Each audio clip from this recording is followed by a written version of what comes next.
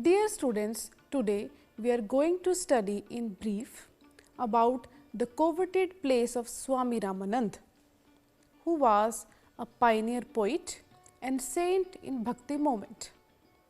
While throwing light on the contribution of Swami Ramananda, some basic and general questions which often come to our mind are: from which region of India Swami Ramananda hailed, during which period his work and thought philosophy influenced the Bhakti movement, what are his significant literary contributions, his teachings are placed on which principles, and how he was instrumental in bringing about a change in the spiritual, philosophical and social perspectives of India during his lifetime. The greatest preacher of the Bhakti cult in North India was Swami Ramananda. He was the leader of the Bhakti movement, focusing on Rama as God. He was a Vaishnav Sant. He is considered to be the reviver of the Ramanandi sect. He was a disciple of Ramanuj, who was one of the earliest reformers.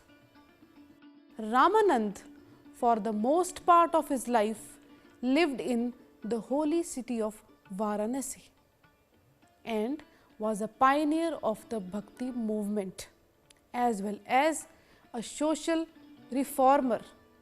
He was known for communicating his vernacular Hindi and accepting disciples of all castes. He preached that Lord Rama is the Supreme Lord and the salvation could be attained only through love for and devotion to him and through the repetition of his sacred name. Ramananda's ashram in Varanasi became a powerful center of religious influence, from which his ideas spread far and wide among all classes of Indians. One of the reasons for his great popularity was that he renounced Sanskrit and the use of the language of the people for the composition of his hymns. This paved the way for the modern tendency in northern India to write literary texts in local languages. He discarded all caste distinctions and preached that there is nothing high and low. All men are equal in the eyes of God. He welcomed people of all castes and status to follow his teachings. He had 12 chief disciples, namely Anantananda, Bhavananda, Tanna Bhagat, Kabir, Nabha, Narayanayanda, Pipa, Ravidas, Bhagat Sen, Sukhananda, Ranka and Tulsidas, not the author of the Ramcharitmanas. He considered God as a loving father. Now we are going to discuss his birth and saintly life. Ramanand, a North Indian Brahmin, born at Prayag, Allahabad in 1400 AD and educated in scriptures, partly at his birthplace and partly at Varanasi. The dates of his birth and death are controversial, but it would hardly be wrong to place his career in the last quarter of the 14th century and the first quarter of the 15th century AD. He was born to a Brahmin family and his parents were probably Sushila and Punyasadan Sharma. He was spiritually inclined right from his childhood. Ramanand belonged to the philosophical school of Ramanuj and took lessons on the Vishivadvita system from a teacher named Raghavananda Acharya. Acharya Raghavananda, who is known as Dakshinayat Rishi, as he lived in Jagannath Puri, which is always considered a southern city in Hindu scriptures, included him in the Ramvat sect. Ramananda has been described as the bridge between the Bhakti movement of the south and the north. He spent most of his time in Kashi, where, as a mark of respect, people built a memorial that stands there to this day. When Ramananda was a child, he studied the Hindu scriptures and showed great interest in spiritual thoughts. He, at the age of 12, left home and became a sannyasi ascetic and lived at Varanasi. He received his early education in Kashi. A renowned philosopher and the prophet of the new Vaishnava religion, known for his downplaying the role of caste, Ramanand was particularly known for worshipping Lord Ram and his wife goddess Sita. Ramanuj and Ramanand both believed that the human soul is distinct from the Supreme Spirit and retains its identity and separate consciousness. Ramananda's footprints are visible at Srimad Panchganga Ghat, Kashi. He visited many places of pilgrimage, including Jagannath Puri, where a memorial in his honor still exists. Ramanand had, however, a predecessor in the Nimbark, who, though a South Indian Brahmin by birth, spent many years at Vrindavan near Mathura in Uttar Pradesh. Now we are going to study contributions of Ramanand. Ramanand was an influential social reformer of northern India. He played an important role in reviving a religious sect that provided a spiritual pathway to people of all castes. Revolution against casteism. Ramanandas realized that God can be worshipped by everyone because Lord Ram himself has never stopped the people of any caste from reaching him.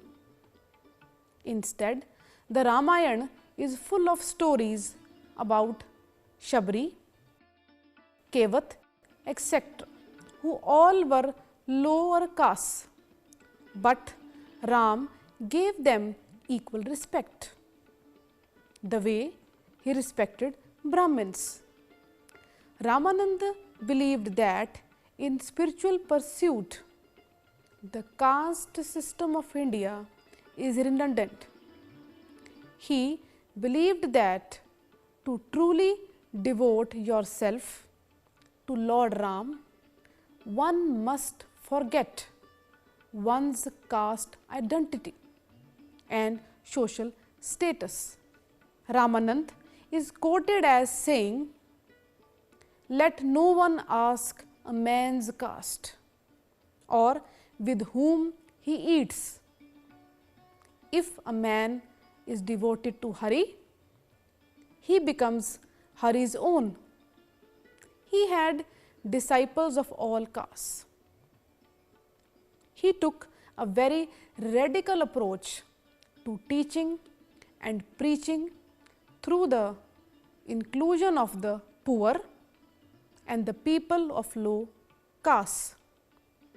After Ramananda's death, the members of the Ramanandi sect led a social revolution in the Ganges basin by recruiting women and members of low castes into their sect. Ramanand was the driving force of the popularization of the devotion of Lord Ram.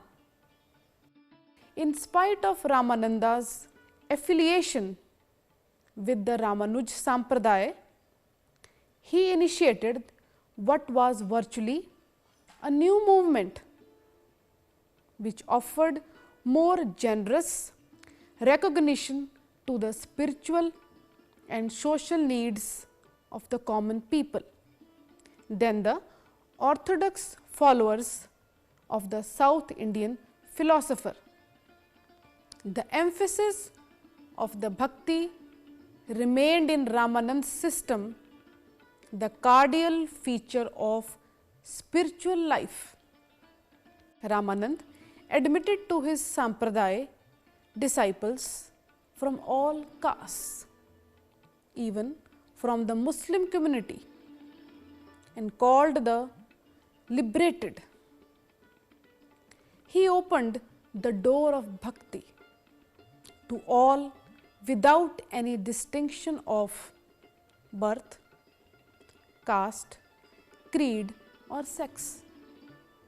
He adopted Hindi as the medium of his discourses, and his message directly reached the common people. Ramanand's apostatle of 12 included a Brahmin, a barber, a leather worker, a Rajput and a woman. Ramanand relaxed to a great extent the culinary and kindred rules observed by the orthodox Ramanuj Sampradaya. The popularization of religion involved another factor: the substitution of Sanskrit, the language of the learned, by the vernacular, the language of the masses. Socially as also linguistically, religion descended to the level of the common people. The simplification of worship and the liberalization of the caste rules were Ramanand's most important contribution to the solution of the socio-religious problems of his age.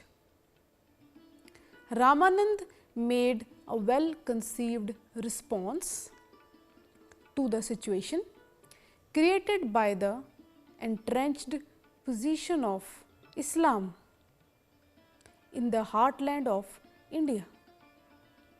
As a result of his teachings, the caste rigors were greatly softened, and even Shudras were considered equal in the eyes of God. Ramanand did away with the insular social behavior of the Hindus by throwing his spiritual door open for members of all castes. Religion now became a question of faith, emotion and devotion.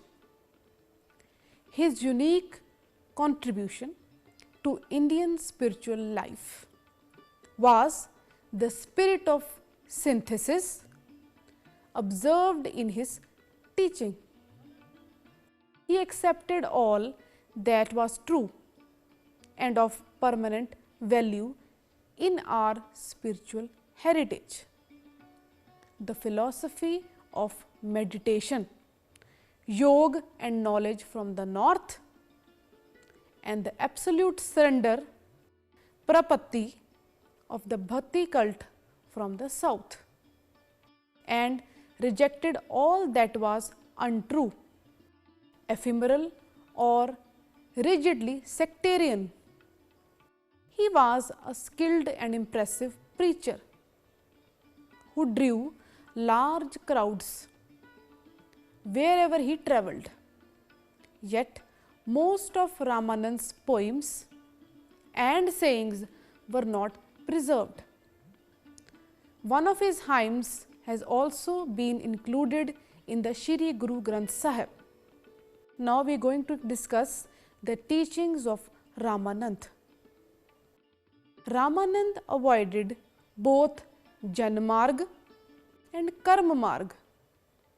He deemed forms of adoration superfluous and held that the supreme reward of devotion was to be obtained by incessantly uttering God's name. He believed in the considerable relaxation of the rules of the caste in religious and social affairs. He was a worshipper of Ram and believed in two great principles, namely perfect love for God and human brotherhood. Though Ramanand used the popular name of Ram, his God was the one God of love and mercy without any imperfection, not the eternal Brahman of the Vedanta, but the beloved, the friend and the Lord of one's heart. He believed that one man is higher than another, not through his birth, but only through his love and sympathy.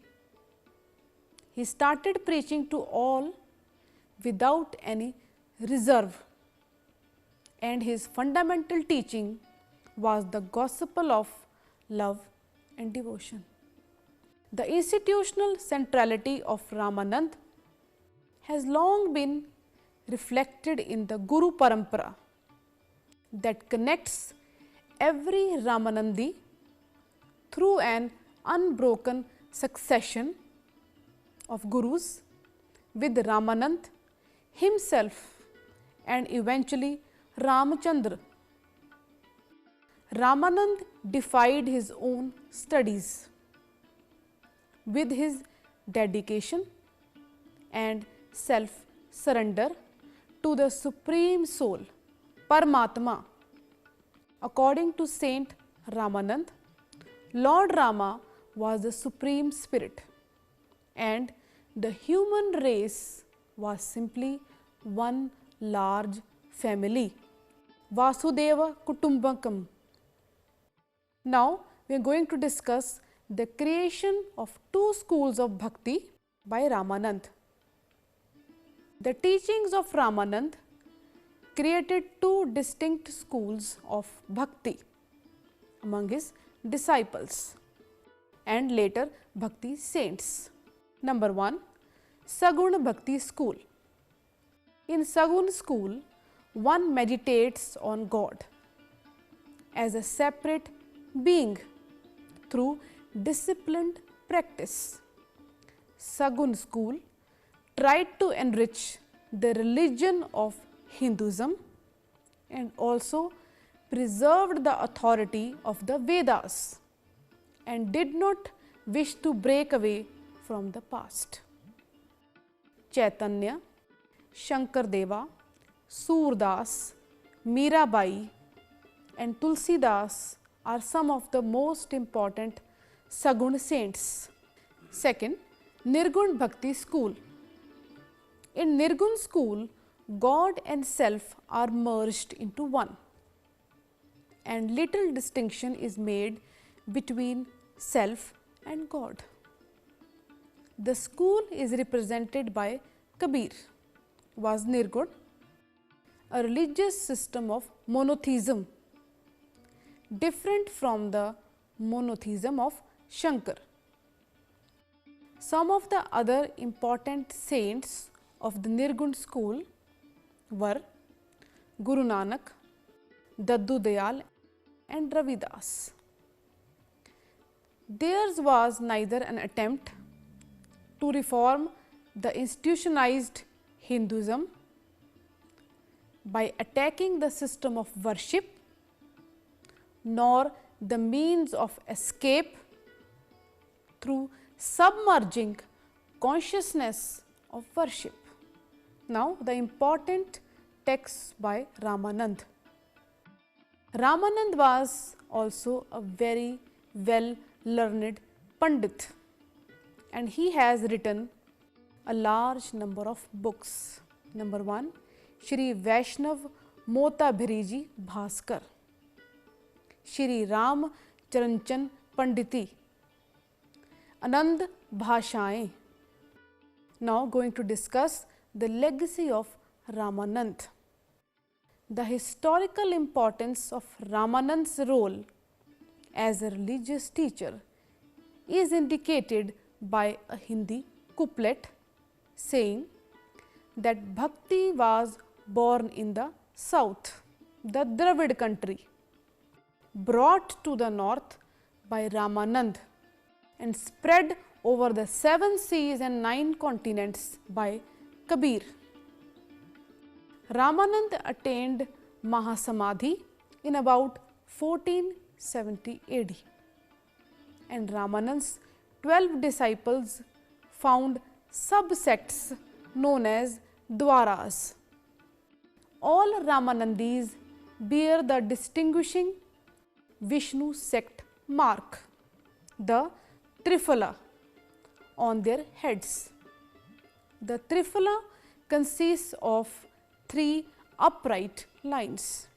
There is a red line in the center and a white or yellow line on either side of the red line. All Ramanandis also wear necklaces and rosaries that are made of wooden tulsi beads. There are 4 subsects of Ramanandis, and all of the subsects are celibate. The subsects are named the Achari, the Sannyasi, the Khaki and the Bairagi.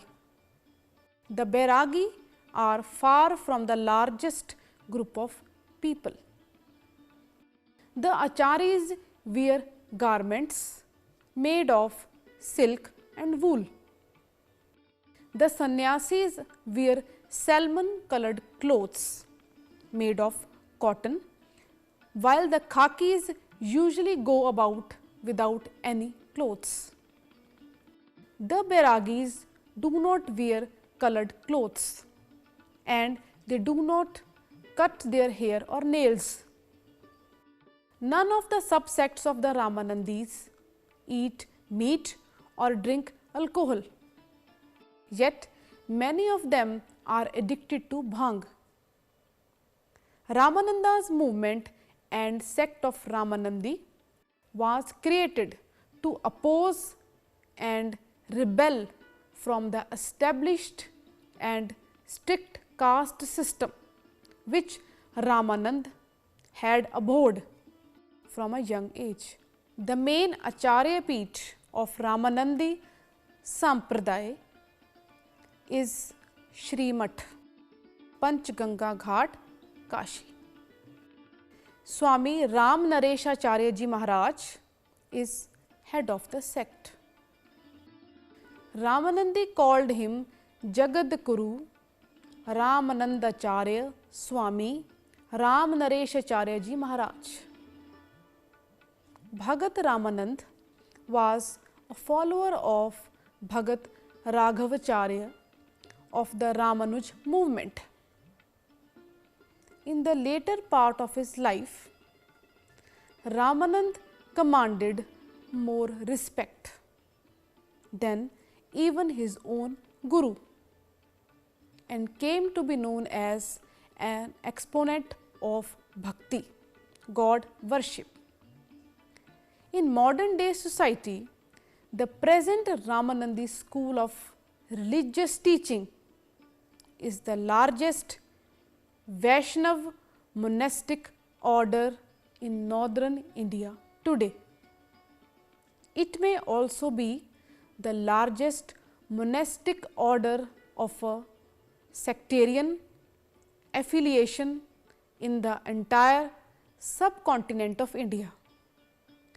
Monasteries of the Ramanandi sect are in many states such as Bihar, Bengal, Madhya Pradesh, Odisha, Gujarat, Maharashtra, Rajasthan, Haryana, Punjab, Uttar Pradesh, Andhra Pradesh, Shri Hathiramji Math at Trimula and Tirupati, the Nepal Valley and the Nepalese Tarai.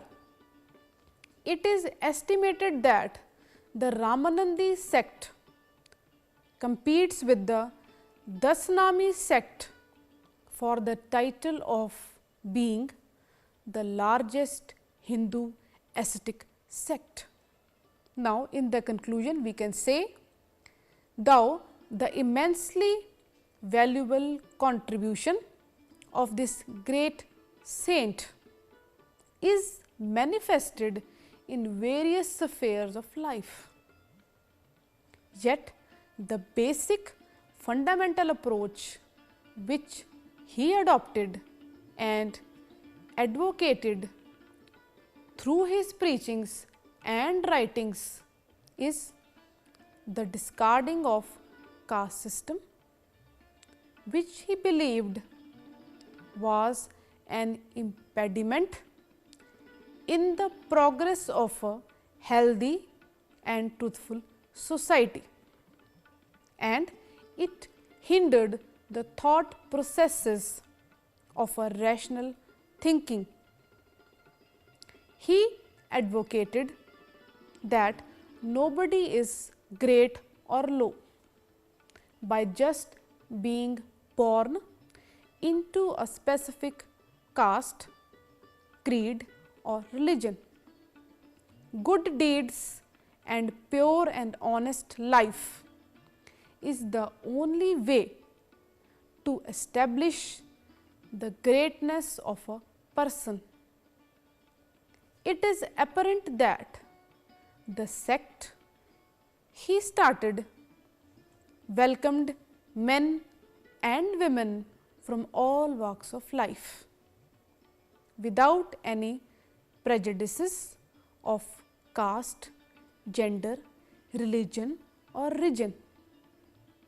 His literary works showcased in simple day-to-day language of a common man the intricacies and deep meanings of life, the aroma of the religion, the simplicity of becoming upright.